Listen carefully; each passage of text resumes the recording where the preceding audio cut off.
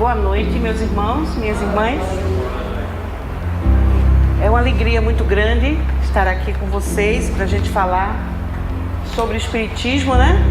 Sobre essa doutrina maravilhosa que nos liberta de tantas coisas do nosso passado.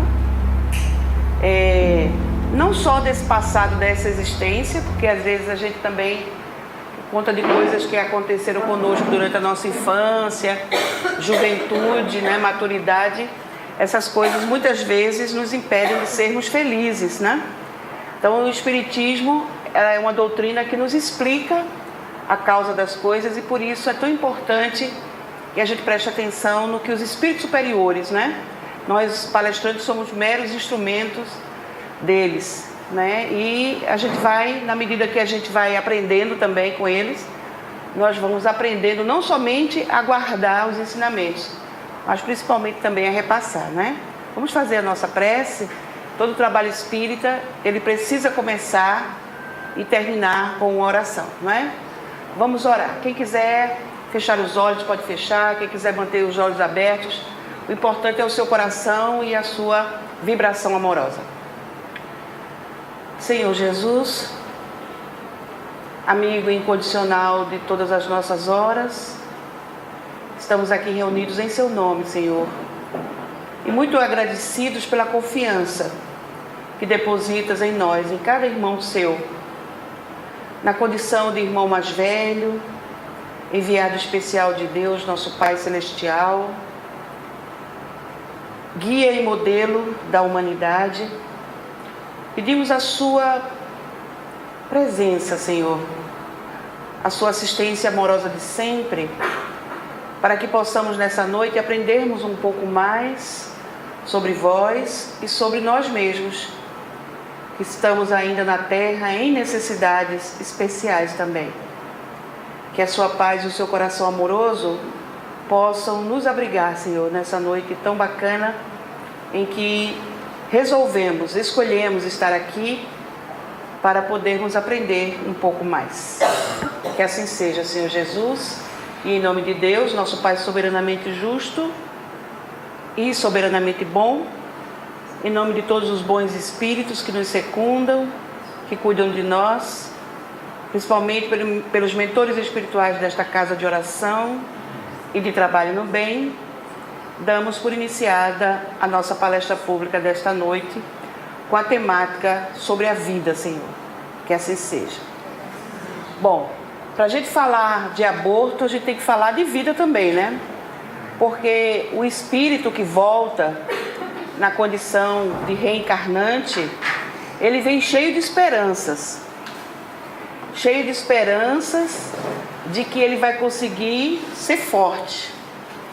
Porque os espíritos nos dizem, notadamente André Luiz, no livro Missionários da Luz, que muitos reencarnantes ficam muito preocupados quando se aproxima a data da sua concepção, a data da sua volta. Digamos que essa volta ela é estabelecida a partir do dia em que o embrião, né, ele começa a existir a partir da concepção pela atividade sexual daqueles dois espíritos responsáveis por aquele terceiro que está vindo para a vida física.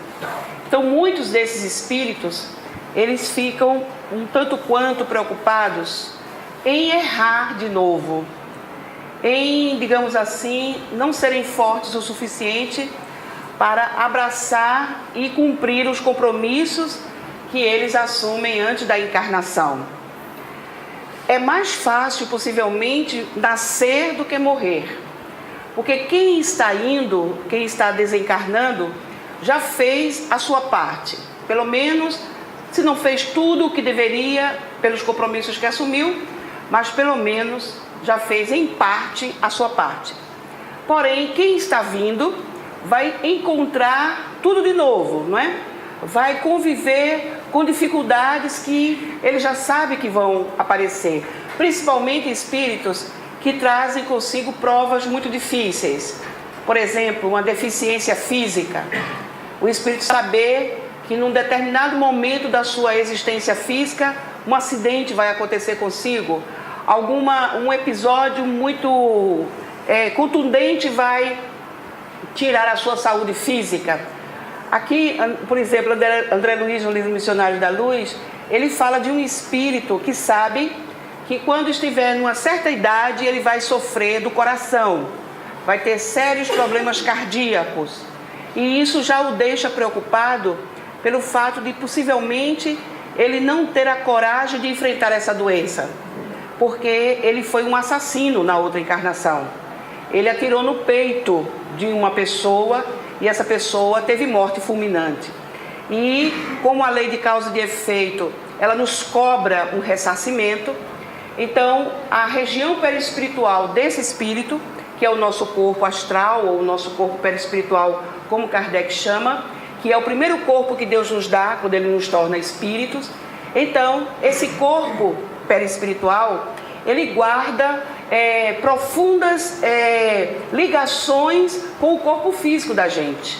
Então, o corpo físico de quem morre fica variado. Por exemplo, quem levou o tiro no coração vai ter sua região perispiritual avariada nessa situação. E quem atirou também, ou quem apunhalou, ou quem deu uma marretada, ou independe do tipo de morte ou de agressão que a pessoa fez, ela vai lesar de qualquer maneira o seu corpo espiritual. E daí esse corpo espiritual, ele fica incomodado com essa chaga, com essa, digamos assim, com essa contusão vibratória. Então, quando Segismundo ele deu um tiro no coração de Adelino, a lei de causa e de efeito devolveu para ele a agressão, porque quem agride é o primeiro que se prejudica.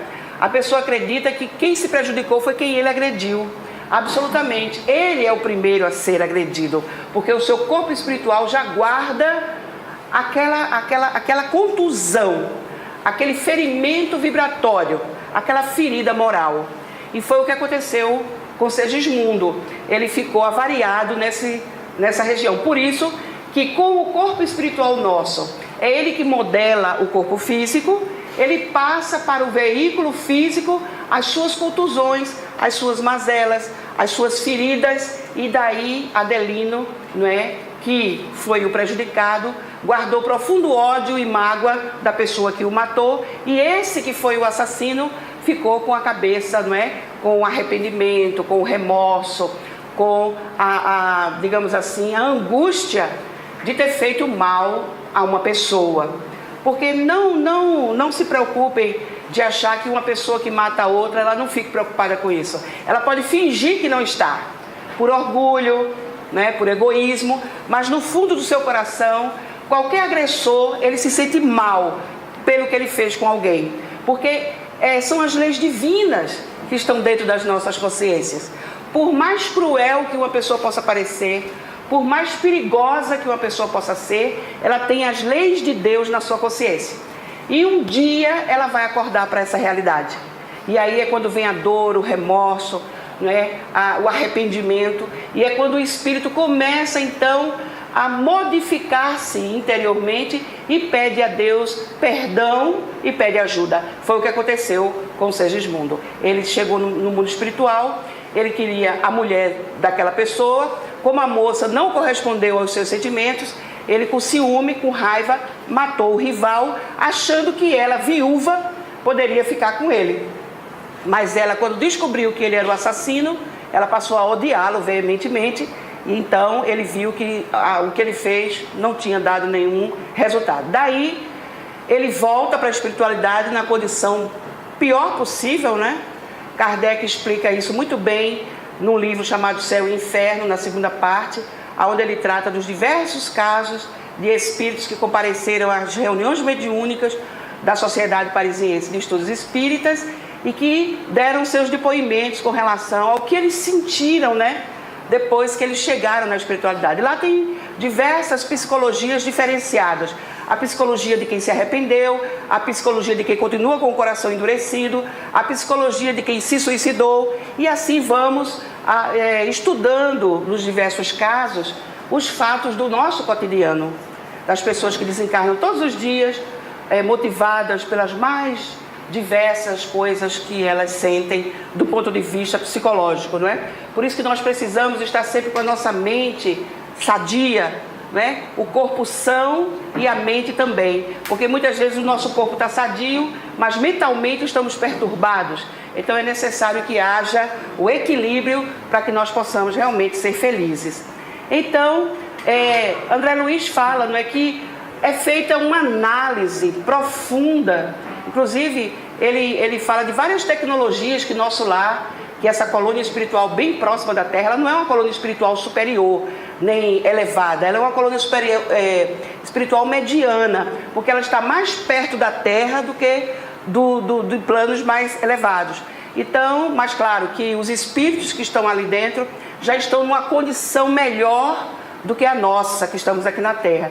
E ela guarda profundas, digamos assim, semelhanças conosco, porque a maioria dos espíritos que saem de lá, que vão para lá, são espíritos, né, que já viveram aqui na Terra. A Terra é um mundo, atualmente, no seu estágio moral, de provas e de expiações. Então, não sai ninguém feliz daqui, a não ser que seja um espírito muito elevado, que tenha cumprido o seu dever e saia daqui da Terra, na condição de desencarnado, com a sua consciência tranquila. Mas a grande maioria de nós não sai daqui com a consciência tranquila. Daí a necessidade que nós temos de passar pelos umbrais, que são aquelas áreas de sofrimento ainda que existem aqui na cercania do nosso planeta, e lá nós buscamos nos preparar para adentrarmos em locais melhores. Por isso que Jesus foi muito claro quando ele disse aos seus apóstolos que na casa de Deus existem muitas moradas. Ele não somente falava dos planetas, dos orbes, dos satélites, mas ele também falava das moradas espirituais, no caso aqui das colônias, das zonas de sofrimento, de retificação. Então André Luiz, ele ficou estupefato, né, de ver como a pessoa, antes de encarnar, todo o processo que ela passa. Então reencarnar não é fácil. A pessoa que está vindo, ela está vindo com tantas expectativas, e não é justo que alguém interrompa isso. Claro que todos nós temos o nosso direito de livre expressão, temos o direito de acreditar e de escolher o que nós acreditamos que é bom para nós, mas é bom que quando a gente faça uma escolha, a gente verifique se essa escolha ela só vai beneficiar a mim, ou se ela também vai beneficiar outras pessoas, porque será de bom tom que ela não somente me ajude, mas que ela possa também ser benéfica, ser boa para muita gente, porque o grande mandamento é amar a Deus sobre todas as coisas e ao próximo como a si mesmo. Então, quando a gente pensa em interromper a vida de uma pessoa, nós não estamos muito menos amando a Deus e nem muito menos amando o nosso próximo. Por isso que é tão importante, antes de a gente votar, antes de a gente decidir, antes de a gente optar, termos absoluta certeza de que aquela nossa convicção, ela não vai trazer prejuízo para mais ninguém. Se ela trouxer somente para mim, menos mal. Agora, se ela trouxer mal para outras pessoas, aí a nossa escolha não está sendo muito, digamos assim, politicamente correta, nem moralmente correta, porque nem tudo que é legal é moral. Então, muitas vezes, não, mas é a lei que está dizendo, sim, mas a lei foi feita por homens que são imperfeitos, portanto a lei não é perfeita. As únicas leis perfeitas do universo são as leis de Deus. Então, todos nós que estamos ainda passando pelo mundo de provas e de expiações, com boa vontade, com desejo de mudança, com desejo de prosperidade, de coisas boas, mas podemos estar ainda, né, fazendo opções equivocadas. Daí a gente vê na TV, a gente vê nas ruas, pessoas ostentando bandeiras, ostentando dizeres, ostentando faixas, de serem favoráveis à interrupção de uma gravidez. Os espíritos precisam de suas experiências, né? Suas experiências físicas, porque enquanto nós formos espíritos imperfeitos, nós ainda não temos a condição de dizermos, não, agora eu não quero mais passar pela vida física, eu já estou num patamar evolutivo tão grande, tão bom, que a vida física não é mais uma necessidade.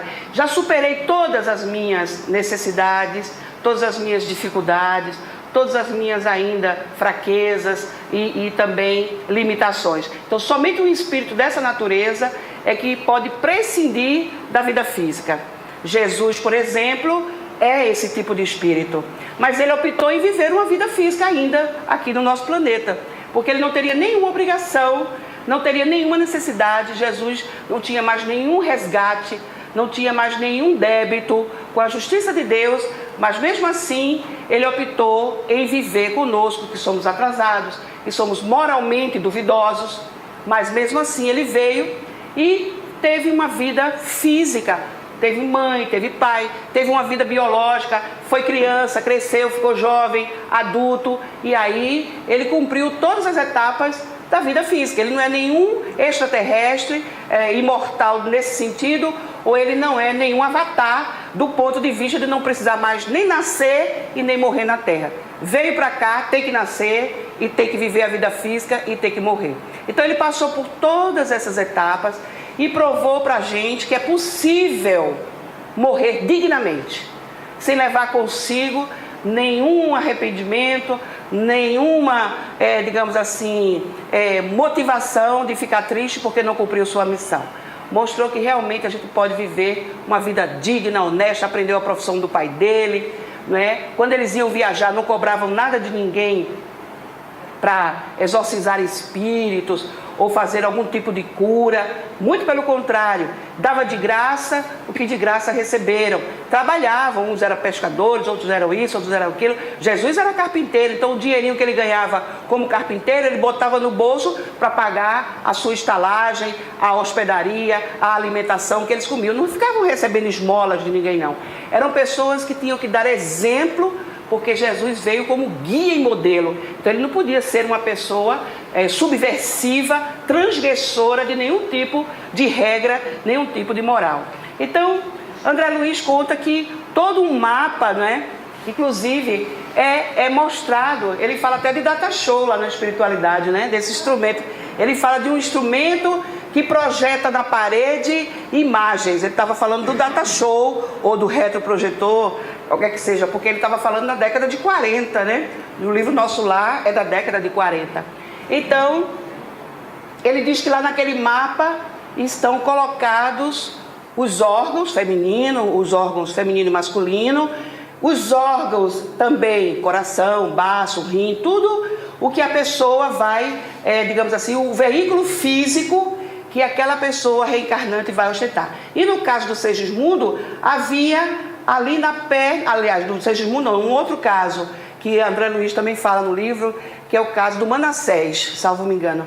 No caso do Manassés, a sua imagem do seu futuro corpo físico já tinha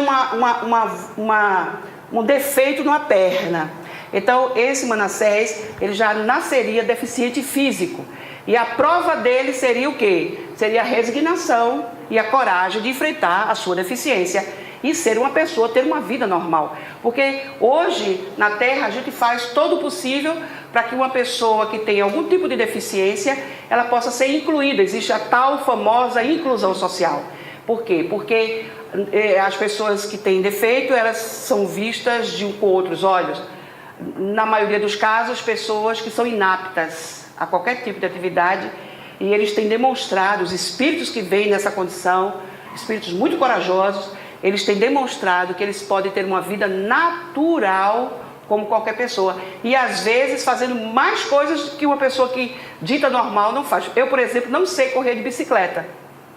Não é interessante isso? Eu sei dirigir automóvel, mas eu não sei andar de bicicleta. E eu vejo pessoas com o pé tortinho, às vezes faltando até um pé e correndo de bicicleta. Quer dizer, as pessoas que têm algum tipo de deficiência, elas não são piores do que ninguém. Elas são pessoas naturais e que podem ter uma vida normal sem nenhum problema.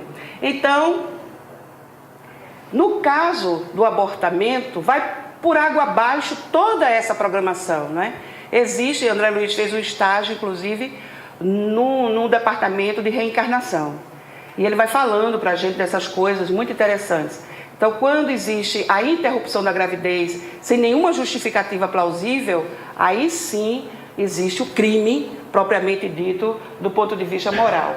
Eu trouxe para aqui um livretozinho, mas antes, um livretozinho da FEB, que é Em Defesa da Vida, que fala sobre a questão do aborto, mas antes eu gostaria de passar alguns dados para vocês, porque imagens eu não gosto de mostrar. Existem algumas imagens de abortamento que elas são cruéis demais. Eu acho até que é até uma falta de caridade ficar mostrando aquelas coisas para as pessoas, talvez com a ideia de sensibilizá-las para serem favoráveis à vida e contra o aborto.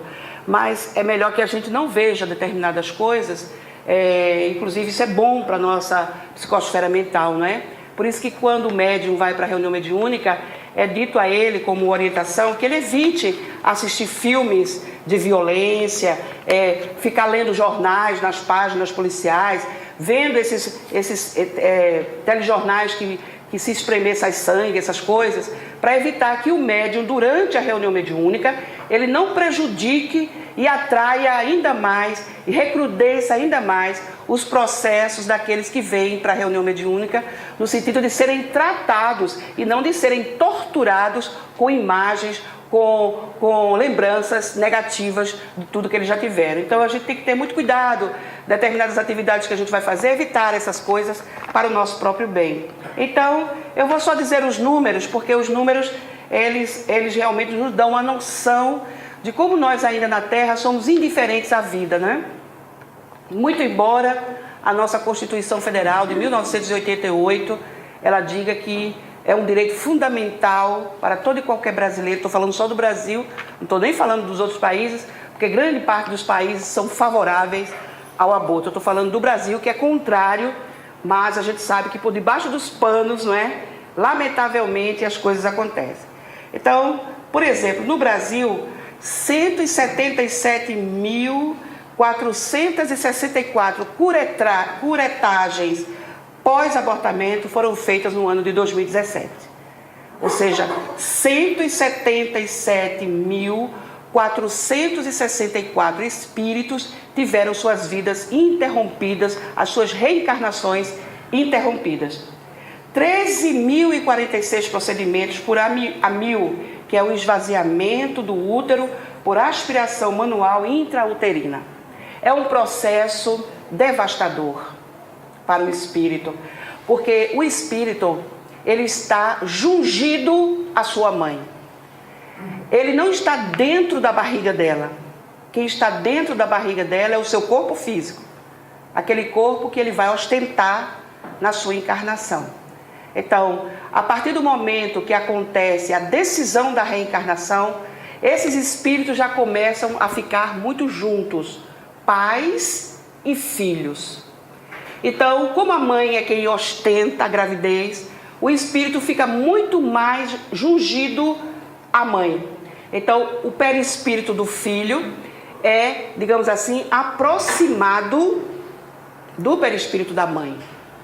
E então, as vibrações que a mãe sente, o espírito também sente. Se ele é um espírito amado, ele sente vibrações amorosas. Se ele é um espírito que não é bem-vindo, ele vai sentir as vibrações de rejeição.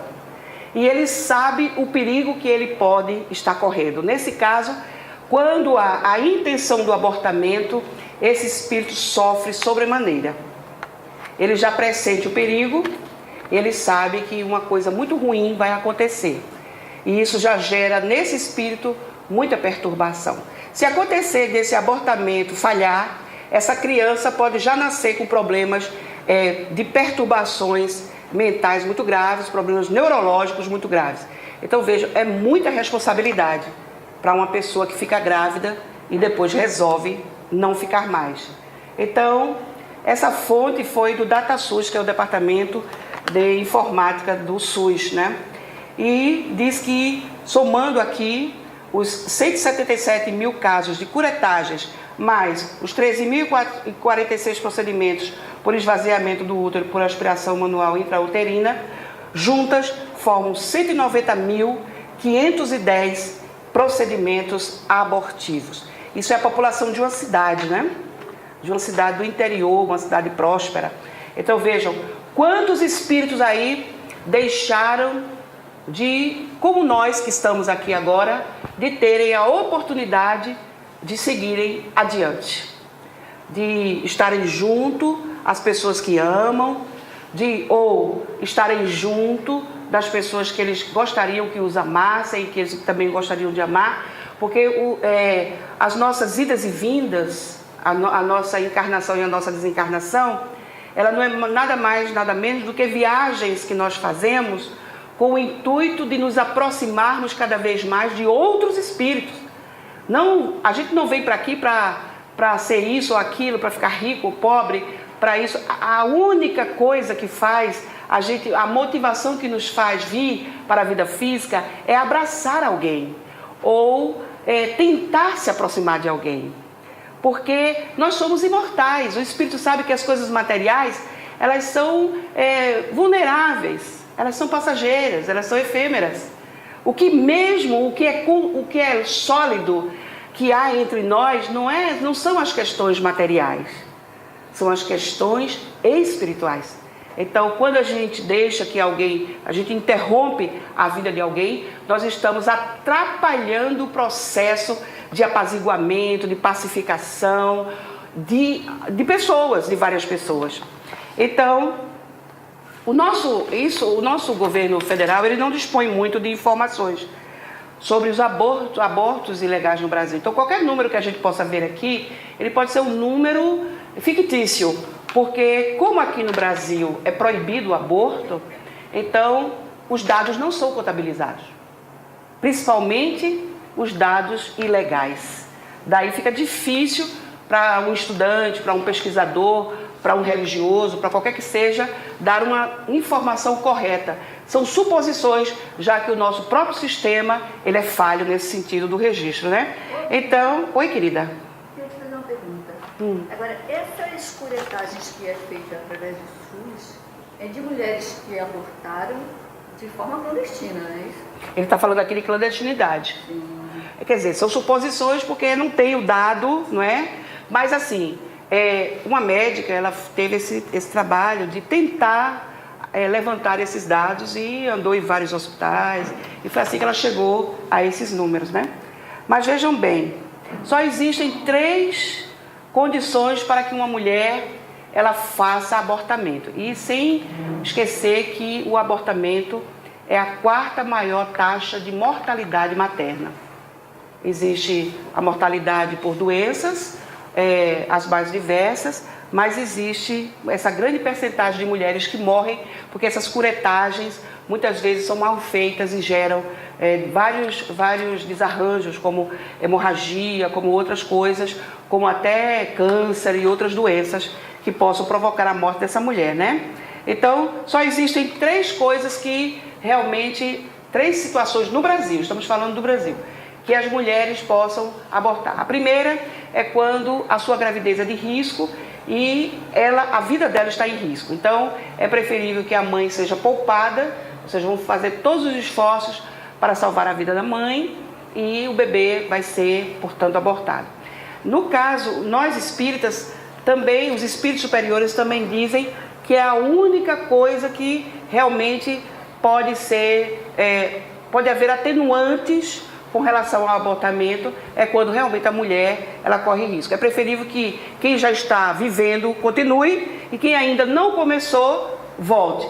Mas só nessa condição. A segunda condição é quando é decorrente de estupro. E tem subido muito esse número, já que o número de estupros no Brasil tem crescido vertiginosamente, lamentavelmente, né? Cada vez que a TV, cada vez que as estatísticas falam do número de estupros que acontecem no Brasil, a gente toma sustos, né? As mulheres tomam muito susto com relação a isso. Então, aqui no Brasil, desde muitos anos que é proibido, aliás, que é permitido que uma mulher que sofreu estupro, ela possa abortar. E a outra é com relação à anencefalia. Quando a mulher sabe que o seu bebê vai nascer sem cérebro, né? Então, nesse caso, desde 2016 ou 2014, mais ou menos, que aqui no Brasil, aliás, isso mesmo, e 2006 para cá, que é permitido que uma mulher faça abortamento nesse sentido. Lembrando, meus irmãos, que mesmo aquele feto, ele não tendo cérebro, mas já houve ali um processo reencarnatório. Já houve ali o interesse de um espírito por aquele corpo físico.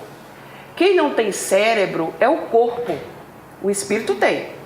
O espírito tem a mente dele, não é?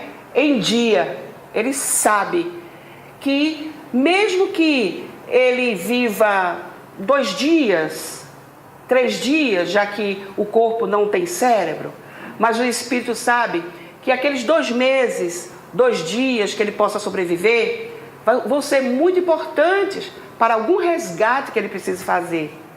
Porque existem os chamados espíritos completistas. Quem são esses espíritos? São aqueles espíritos que abreviaram suas existências em outras encarnações, pelo suicídio, pelos vícios, né? Ou que foram assassinados de forma cruel e voltaram muito antes para a vida espiritual. Então, quando é dada a eles a oportunidade deles voltarem, eles fazem o possível para que aquele tempo, pode ser 10 anos, 20 anos, 2 dias, 9 meses, não interessa a quantidade de dias, sejam para eles de uma importância fundamental para que esse erro do passado, da abreviação da sua existência pelos vícios, pelos exageros, pelos excessos ou pelo próprio suicídio ostensivo, eles possam ter esse perdão das suas consciências. Então, mesmo no caso dos anencéfalos, existe ali um espírito que está do lado daquele corpo físico. E ele sabe, ele vê, ele percebe todas as movimentações dos pais, de quem quer que esteja envolvido nesse processo, né? Então, lamentavelmente, 500 a 400 nascimentos houve com fetos com anencefalia e que foi permitido a partir de 2012 pelo Supremo Tribunal Federal que as mulheres nessa condição pudessem abortar. Eu vi uma deputada, senadora, falando que é muito importante que a mulher possa abortar, porque imagine se o filho dela nascer com renite, nascer com isso, não sei se vocês viram isso na televisão, ficou uma coisa até ridícula, uma coisa até, nem sei o que dizer. Como é que ela pode dizer que uma pessoa que vem... Eu, por exemplo, eu tenho renite alérgica. Sei lá o que eu andei cheirando na outra encarnação. Não é não? Será que eu não fui uma viciada em cocaína na outra encarnação? Eu fui uma daquelas pacientes de Freud, não é? Porque naquela época os pacientes que eram considerados maluquinhos, neuróticos, eram tratados com cocaína, não é? Será que eu não fui uma daquelas? Aí hoje a minha renite me chama a atenção. Então, o fato de uma pessoa ter renite, ela não merece viver? O que é isso? Por isso que a gente tem que ter muito cuidado com quem a gente está escolhendo, né? Para representar no Congresso, não é? Eu estava ouvindo um professor de história dizendo que o importante não é quem vai ser o presidente da República, o importante é quem serão os deputados e os senadores, porque como nós vivemos numa democracia, quem manda não é o presidente, quem manda é o Congresso. Então o presidente ele só sanciona. Na verdade, o Congresso é quem vai dizer, é quem vai ditar as regras. Então nenhum presidente pode presidir sozinho uma república com democracia, como é o caso do Brasil. Ele vai depender das decisões do Congresso Nacional. Então a gente tem que escolher muito bem, são essas criaturas aí. Não é? Então, na verdade, a gente não pode achar que uma pessoa não merece viver porque ela tem renite alérgica, né? Ficou uma coisa muito desagradável, sem nenhum sentido. A gente vê aí o despreparo das pessoas que a gente está colocando lá como nossos representantes. Temos que ter muito cuidado com isso. O voto é uma procuração em branco que você dá a uma pessoa para usar o seu nome, para usar em seu nome. Então, quando eu voto em alguém, eu estou dando a ela uma procuração em branco. Então, o que ela fizer é da minha inteira responsabilidade. A gente tem que ter muito cuidado, né? Então, agora existe uma tal de uma... como é o nome dela, gente? ADPF, eu acho que é isso. Arguição de descumprimento de preceito fundamental, número 422, que vocês viram agora no mês de agosto, entre os dias 3 e 6 de agosto, no Congresso, aliás, no Supremo Tribunal Federal. Inclusive, houve uma representação da FEB, Federação Espírita Brasileira. Foi lá um representante dos espíritas falar sobre, dizer que nós que somos do movimento espírita brasileiro somos totalmente contrários à descriminalização. Por quê? Porque imaginem, proibido já é banalizado, imaginem se isso for liberado, não é? Então, vai se tornar algo sem controle, não é? Vai, hein? Você ouviu a fala dele? Muito bom, muito bem, porque na verdade é isso que a gente tem que fazer. A gente não tem que ser contra o aborto, nós temos que ser favoráveis à vida. Não temos que ser contra nada, porque quando a gente é contra, a gente começa a brigar. Quem é contra, briga. Quem é a favor, defende. Então é melhor defender a vida e deixar que as pessoas escolham, ou que tenham pelo menos um pouco de consciência do que elas estão escolhendo, não é? Então, essa ADPF, ela está dizendo o seguinte, que se ela for aceita, a pessoa, esse direito à vida que está lá na Constituição Federal, no seu artigo número 5, ele pode ser descumprido a qualquer momento. Ou seja, desmoraliza a nossa Constituição Federal de 1988. Então, é como se, por exemplo, eu tenho aqui o estatuto desta casa, o estatuto social do Grupo Espírita, Grupo de Estudos Espírita Allan Kardec, e ele diz lá que eu preciso estudar Jesus, preciso estudar Kardec, a codificação, preciso fazer a caridade, e eu transformasse esse espaço aqui num espaço, por exemplo, para alugar para festas, para as pessoas virem para aqui, fazer seus aniversários, seus casamentos, sua festa de formatura e isso mais. Ou seja, eu estaria descumprindo os mandados, os artigos do meu Estatuto Social. Então, quando a gente aceita descriminalizar, nós estamos afrontando a nossa própria Constituição Federal, desmoralizando esse documento, que é de todos os brasileiros, né? E que lá no seu artigo 5º, ele diz que é para a gente respeitar o direito à vida de todos os brasileiros, o direito de ir e o direito de vir. Então, geralmente, acontece que quando as pessoas pensam nesse sentido, elas não estão pensando em leis, elas estão pensando em suas próprias convicções. E nós não podemos viver em coletividade, né, descumprindo as regras. Imaginemos se na Terra não houvessem regras. Já existe a rebeldia, os que legislam em causa própria. Imagine se não tivesse leis. Kardec fala, né, dos povos degenerados. Não havia lei, era a lei do mais forte, era a lei da selvageria. Então, se nós não tivéssemos Constituição, não tivéssemos leis, nós seríamos meros selvagens, pessoas rudes, bárbaras, que sairíamos por aí. Por que Moisés criou o código lá da aliança?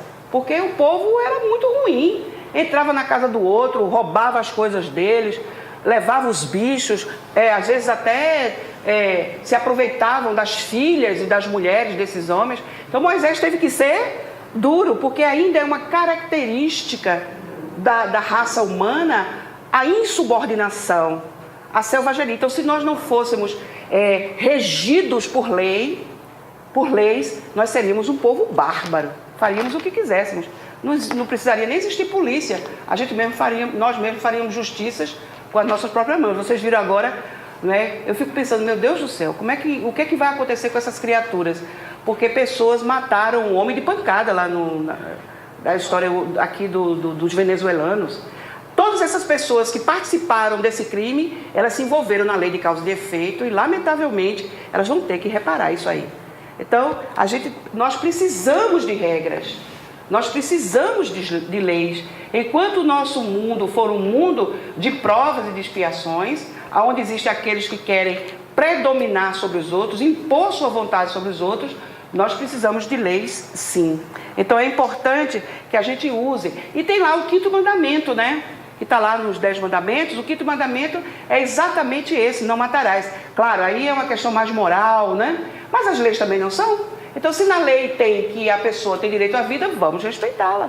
Agora, por que as pessoas não se mobilizam, por exemplo, ao invés de irem para as ruas e serem a favor disso aí, por que elas não se mobilizam para ajudar as crianças que são abandonadas? Porque às vezes a mãe, ela leva a gravidez adiante, mas ela não tem condição de criar. Ela não tem dinheiro, ela não tem condição psicológica, ela não tem equilíbrio. Aí ela prefere dar. Por que a gente não vai apoiar então as pessoas que não podem criar seus filhos e, portanto, elas precisam dar suas crianças para outras pessoas criarem? Se bem que a gente sabe que os pais biológicos podem ser apenas aquelas duas pessoas que foram necessárias naquele momento, mas os verdadeiros pais nem são aqueles que tiveram os filhos, aquele que gerou, aquela que ficou grávida. Às vezes os verdadeiros pais são os que adotam, são os que recebem essas crianças como suas. O espírito às vezes não consegue chegar à sua mãe, aquela que ele gostaria mesmo que fosse sua mãe. Ele tenta por outros viés, né? por outros caminhos. Então é o filho da empregada que não pode criar, que o marido abandonou. É a criança que foi deixada na porta. É aquela criança que quando a pessoa vai no orfanato, a criança se apaixona por ela. Eu vi dia desses, né? Uma moça dizendo exatamente isso. Eu fui buscar um bebê. E quando cheguei lá, uma menina me escolheu. Uma garota já grande. Hoje em dia, né, a gente sabe também que nos orfanatos existem muitas crianças que são deixadas porque já estão mais velhas. Geralmente o casal procura um bebezinho, poucos dias de nascido, poucos meses. E aqueles que vão ficando mais velhinhos vão ficando lá, entulhados, né? Então, hoje já estão aparecendo criaturas que já adotam meninos e meninas já crescidos, de 12, de 14. Isso é uma maravilha. Até aqui, vizinho de vocês, o Esporte Clube, tem um programa, né? Eu já vi na TV que aqui o Esporte Clube do Recife tem um projeto que é justamente de pessoas adotarem meninos já grandes. E passou vários casos assim muito interessantes. Então vejam bem. O artigo 5º da nossa Constituição, no seu artigo 3º, ele diz o seguinte, vejam que coisa interessante. Ele diz assim: ninguém será submetido à tortura, nem a tratamento desumano ou degradante. E a gente fica sabendo de coisas horríveis que acontecem em clínicas clandestinas de abortamento. Por exemplo, de fetos que são usados para maquiagem, para cosméticos, para cirurgias plásticas. Agora, claro que quem está fazendo esse procedimento nem imagina, né? Imagina se você soubesse que para você botar um botox no seu rosto ou para você botar em outra região, aquele material que você está botando no seu corpo foi de um bebê que foi abortado. Claro que ninguém vai pensando nisso, né? Não faríamos, não passaríamos nem na frente dessa clínica. Até denunciaríamos as autoridades competentes. Mas chegam histórias horripilantes de que se isso é verdade ou se é lenda urbana. Mas existem casos de que, por exemplo, no abortamento, o bebê é colocado, o feto, né, no caso, o embrião, é colocado em mesas de mármore para morrer de frio. Porque quanto mais tenra for esse material, melhor será a qualidade do cosmético. Existem questões de crueldade. Agora, se isso é verdade, meus irmãos, existem tantas coisas que aparecem, por isso que eu não gosto de mostrar as imagens. Por exemplo, desse de aspiração, né? Que o caso do fórceps também e outros que geram... uma vez eu vi, não sei se foi no programa de Ratinho, não sei qual foi o programa de televisão, uma pessoa dando entrevista que ela tinha problemas muito sérios de doença circulatória. E ela contou que, numa determinada situação, ela é espírita, ela contou que numa reunião mediúnica, ela pôde ver, os espíritos mostraram para ela o que aconteceu durante o período em que a mãe dessa pessoa, provocou o aborto. Ela contou que quando o instrumento era introjetado no útero da mãe, o espírito, se via recuando, se espremendo dentro do útero, indo lá para o cantinho do útero para evitar que aquele corpo estranho pudesse lhe fazer algum tipo de mal. E como não houve, digamos assim, não conseguiram fazer por alguma razão, ele cresceu com esse medo. Cresceu com esse medo da morte, né? Um medo muito forte da morte.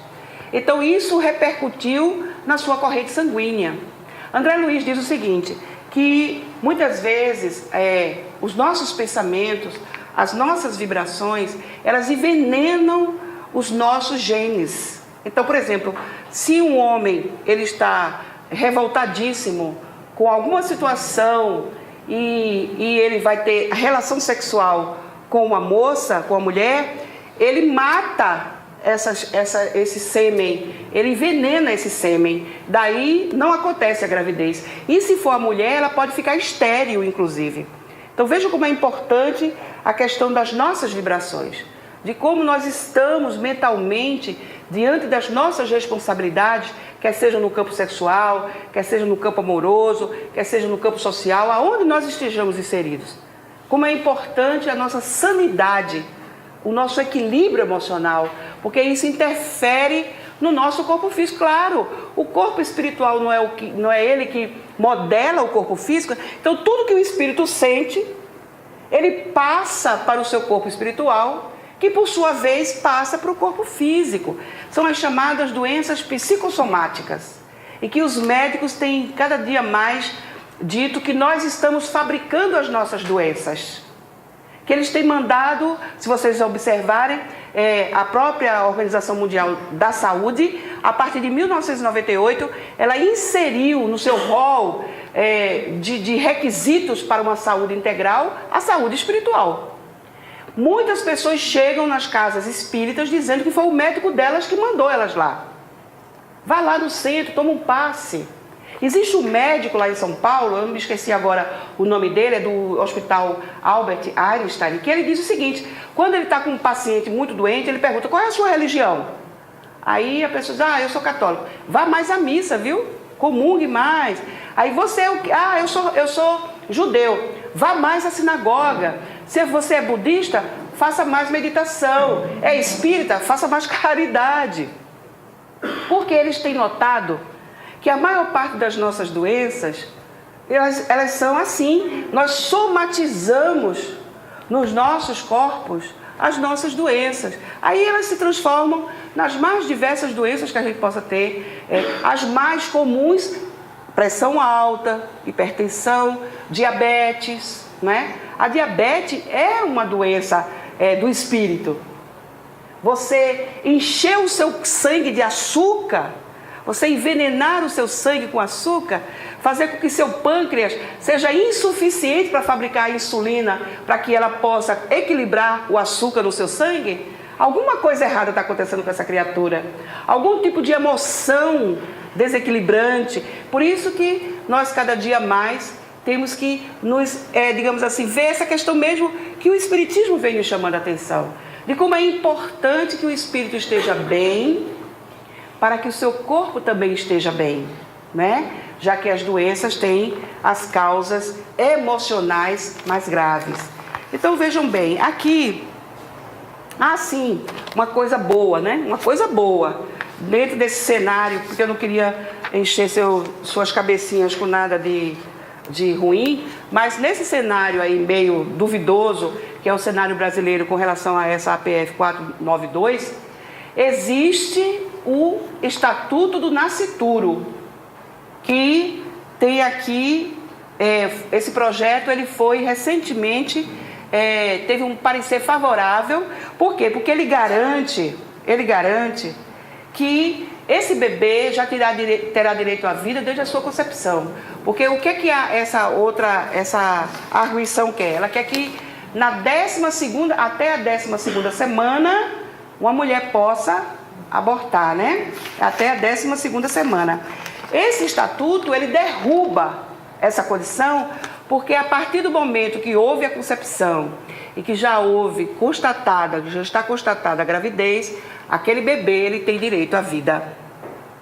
E se essa mãe, ela não tem condição, alguém ou os órgãos competentes vão precisar ajudá-la, porque é isso que está faltando na nossa sociedade.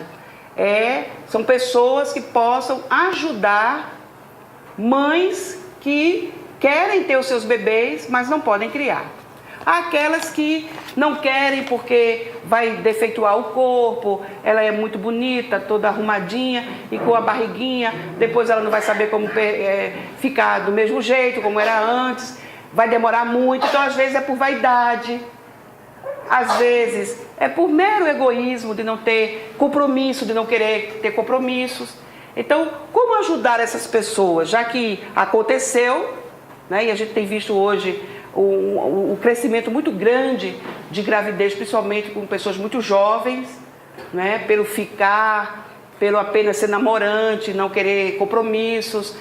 Tem ainda aí a questão do respeito ao outro, do direito que o outro tem também, enfim, e dos pais, né? Dos pais poderem chegar mais junto dos seus filhos e até se acontecer uma gravidez fora da realidade daquelas duas criaturas, esses mais velhos possam ajudar essas pessoas a não praticarem atos piores do que os que eles já estão passando. Então, ele diz que o nascituro tem direito à vida, à saúde, ao desenvolvimento, à alimentação, e que ele já adquire personalidade jurídica ao nascer com vida, né? Enfim, a sua natureza humana já é reconhecida por essa lei civil e penal. Então vejam, é uma coisa que pelo menos, né, melhor aconteceu durante esse período em que a gente tem se defrontado com situações muito difíceis. Não é uma questão de ser feminista ou machista, né, meus irmãos? É uma questão de ser cristão, de ser humano, né? Então vejam, no Livro dos Espíritos, na questão 880, Kardec perguntou aos espíritos superiores: qual o primeiro de todos os direitos naturais do homem? O de viver, responderam eles. Por isso é que ninguém tem o de atentar contra a vida de seu semelhante, nem de fazer com que que possa comprometer-lhe a existência corporal. Então, qualquer atitude nossa contrária a isso, estaremos desfavoráveis à vida. Outra coisa interessante é que também foi perguntado aos espíritos, Kardec perguntou na questão número 357, quais são as consequências para o espírito o aborto, aquele espírito que está sendo abortado. É uma existência nulificada e que ele terá de recomeçar. Aí vai começar tudo de novo, né? Fazer novamente o processo, tudo aquilo que André Luiz nos relata no livro Nosso Lar, aliás, no livro Missionários da Luz, também no livro Evolução em Dois Mundos, ele também fala sobre isso. A questão número 358, Kardec perguntou se constitui crime a provocação do aborto em qualquer período da gestação. Vejam, essa DPF aí, ela quer que até a 12ª a mulher tenha direito a abortar. E aí que Kardec perguntou lá em 1857, né, ou seja, há 2 séculos passados, qual seria, se isso constitui crime. E eles disseram: há crime sempre que transgredis a lei de Deus.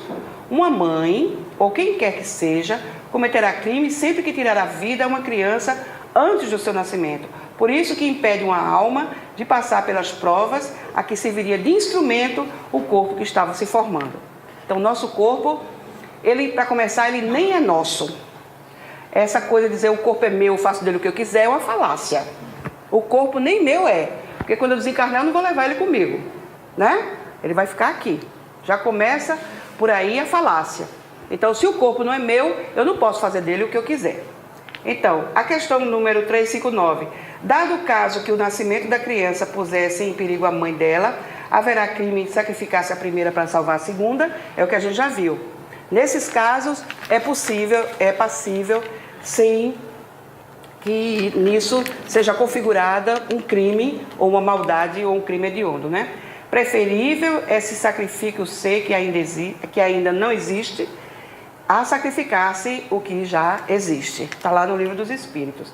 E tem mais coisas aqui que eles vão dizendo para a gente, como por exemplo, admitimos seja suficiente breve meditação em torno do aborto delituoso para reconhecermos nele um dos grandes fornecedores de moléstias, de etiologia obscura e das obsessões catalogáveis na patologia da mente, ocupando vastos departamentos de hospitais e prisões. Então, muitos dos crimes sociais, muitas das agruras sociais que nós estamos sofrendo é por conta dessas coisas que a gente vai permitindo que aconteçam, como, por exemplo, o armamento, as pessoas poderem andar armadas e outras coisas que acontecem. E aqui tem um caso que Kardec perguntou sobre a gestação frustrada. É o caso daquelas moças que pensam que estão grávidas. Já acontece às vezes, as pessoas chamam de gravidez psicológica e outras coisas. Então, ele perguntou aqui como compreendermos os casos de gestação frustrada ou aborto espontâneo. Tem casos também que a pessoa fica grávida e depois, naturalmente, acontece o abortamento. Quando não há, aqui no caso da psicológica, Kardec pergunta como compreendermos os casos de gestação frustrada quando não há espírito. Pode acontecer, olha só, que interessante, né? Quando não há espírito reencarnante para arquitetar as formas do feto.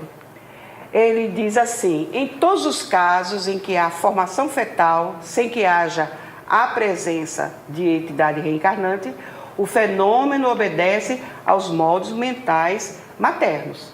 O que é que ele quer dizer com isso?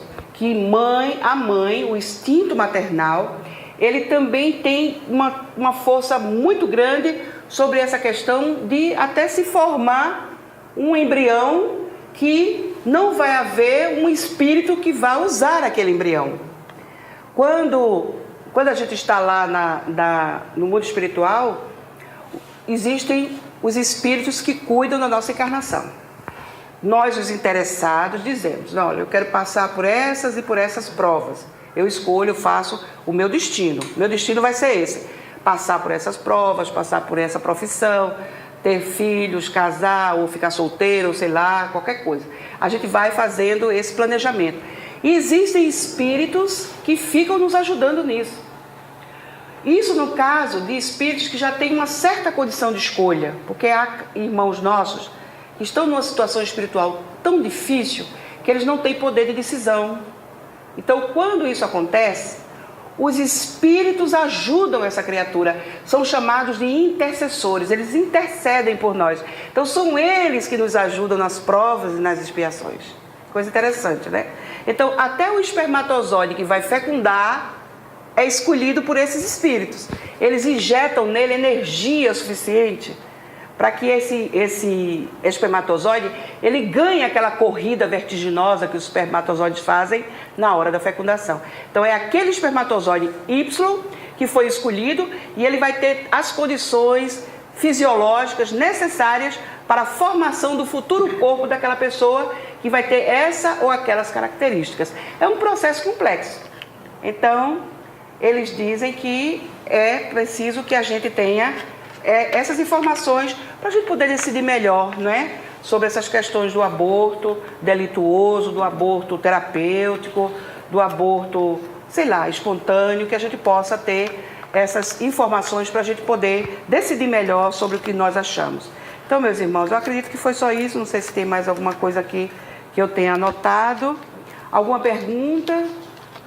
Alguma dúvida que vocês possam, né, querer saber? Aproveitem, como a minha irmã aqui também perguntou, né? Oi. Não queria fazer pergunta, eu queria falar assim, acrescentar isso tudo que você falou. Eu ouvi recentemente uma palestra que eu achei fantástica sobre o aborto, que foi de um espírita, que todo mundo conhece aqui, que o pessoal está careca de saber que eu sou assim, fã de carteirinha dele, que é Décio, você conhece? Conheço. Então ele fez uma palestra na Câmara de Vereadores da cidade onde ele mora, que é Campo Grande, no Mato Grosso do Sul. E ele não falou de espiritualidade. Quem estava ali fazendo a abordagem era Dr. Décio. Ela não está escutando lá atrás. Sim, fala aí. Ele fez essa palestra do Dr. Décio falando sobre, na verdade, o tema da coisa era sobre microcefalia. E é claro que ele falou do aborto. Então, a palestra é simplesmente maravilhosa, né? Para qualquer nível, eu vou mandar essa palestra para você ver. E ele falou, no caso das possibilidades de aborto, quer dizer, o que a lei brasileira permite. E que eu acho que nós, como cristãos, nem nessas condições a gente considera o aborto, né? Mas ele fala que no caso de quando há o risco da vida da mãe, o que é feito não é um aborto, mas é uma antecipação do parto. Ai, que bacana, né? É uma antecipação do parto em que hoje como é que chama? Nanotecnologia. Neotecnologia, nanotecnologia. De crianças muito recém-nascidas. Sim. Neonatologia. Ele já tem assim muita condição de fetos muito recentes conseguir sobreviver. Então, eles não chamam de aborto quando a mãe há o risco da vida da mãe. Eles chamam de antecipação do parto. Eufemismo que melhora muito a situação, não é? Não. Mas é bacana isso, pelo menos mas se vê uma preocupação. Existe a assistência do sim, médico. sim. Eles vão tentar fazer com que aquela criança... Hoje a bioética ela tem se preocupado com muitas coisas e isso é um sintoma de regeneração. Né? Por exemplo, os bichinhos que eram usados como cobaias em laboratórios, eles agora merecem um funeral justo, não é? Porque antes os restos eram jogados, né? Hoje já existe essa coisa. Os cães, quando a gente perde o nosso cãozinho, já existe até cemitérios, né? Aterros sanitários para os nossos cãezinhos, gatos, bichos. Enfim, o ser humano vai melhorando a sua visão diante dessas questões. É o espírito agora, é a era do espírito. Nós estamos vivendo já, muito embora não pareça, mas nós já estamos vivendo a era do espírito, se Deus quiser. Ou seja, onde a gente vai olhar as coisas com muito mais... E possivelmente essas pessoas que são favoráveis à interrupção, mais notadamente mulheres, é porque em outras existências elas podem ter sofrido muitos abusos masculinos de homens, né? E isso gera uma contrição, isso gera uma mágoa, um sentimento, como é que a gente pode dizer, um ressentimento tardio que a pessoa pode sentir e que intuitivamente ela responde dessa forma, sendo favorável a isso, sendo contrário àquilo, enfim, mas que a gente tenha notado que existe uma melhora do ponto de vista do olhar, uma humanização com relação a questões tão graves como é o caso da natalidade. Por exemplo, a China, né, que é um país que as pessoas só podiam ter um filho, né? Cada casal só podia ter um filho. Eles já estão abrindo para que os casais possam ter mais filhos. Por que isso? Porque eles têm reconhecido que também os países estão ficando velhos, né? Idosos, as pessoas estão ficando cada dia mais... O Brasil, por exemplo, está envelhecendo, porque o nível de natalidade caiu muito no mundo inteiro.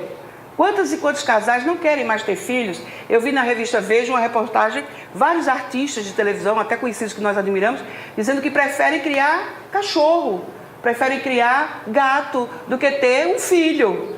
Então, o índice de natalidade caiu muito, né? Então, assim, a gente tem visto que países que eram favoráveis ao aborto e que, portanto, tinham esse controle também de natalidade, eles estão envelhecendo e empobrecendo. Porque cadê o povo para produzir, né? Por exemplo, nós que estamos envelhecendo, precisamos dos jovens que estão chegando no mercado de trabalho para pagarem as coisas para poderem nos sustentar. Por exemplo, no caso do nosso INSS. Sem jovens, sem trabalhadores para alimentar, para fomentar, a minha aposentadoria cada vez vai minguando mais, daqui a pouco eu estou pedindo esmolas. Porque o país precisa de produção, precisa de pessoas que produzam. E esses altos índices de desemprego têm gerado, inclusive, suicídios.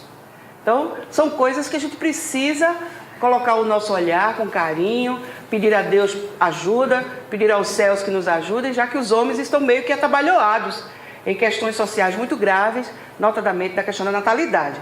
Cuidar da natalidade, ao invés de ser contrário a ela, né? Cuidar dela. Tanto é que não existe, para a gente ter uma ideia, não existe superpopulação. A China, tudo bem, existe uma concentração, mas não existe uma superpopulação global que ameace a nossa alimentação. Por exemplo, a gente tem que não ter comida para todo mundo. Claro que isso é uma falácia. São, às vezes, até jogadas de marketing para diminuir ainda mais a produção e assim os dominadores puderem dominar aquela situação. A gente tem que ter muito cuidado com certas informações.